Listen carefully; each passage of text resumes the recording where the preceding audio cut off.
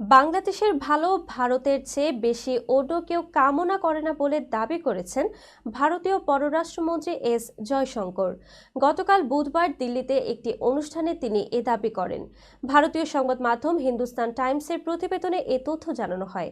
থাইল্যান্ডের ষষ্ঠ বিমস্টেক শীর্ষ সম্মেলনের সাইডলাইনে বাংলাদেশের অন্তর্বর্তী সরকারের প্রধান উপদেষ্টা ডক্টর মোহাম্মদ ইউনূসের সঙ্গে ভারতীয় প্রধানমন্ত্রী নরেন্দ্র মোদীর সাক্ষাতের কয়েকদিন পরে তিনি এই মন্তব্য করলেন। ওই বৈঠক নিয়ে জয়শঙ্কর বলেন, ঐতিহাসিক দিক থেকেই ভারতের সঙ্গে বাংলাদেশের বিশেষ সম্পর্ক রয়েছে। দুই দেশের মানুষের সংযোগের কারণে এই সম্পর্ক গড়ে উঠেছে। ভারতের পররাষ্ট্রমন্ত্রী বলেন, অন্য কোনো দেশ আমাদের থেকে বেশি বাংলাদেশের ভালো চাইতে পারে না। এটা আমাদের ডিএনএতে রয়েছে। একজন শুভাকাঙ্ক্ষী ও বন্ধু হিসেবে আমরা বিশ্বাস করি ওরা সঠিক পথে হাঁটবে এবং সঠিক কাজ করবে। বাংলাদেশ গণতন্ত্রে ফিরবে, নির্বাচন হবে বলেও আশাবাদী জয়শঙ্কর।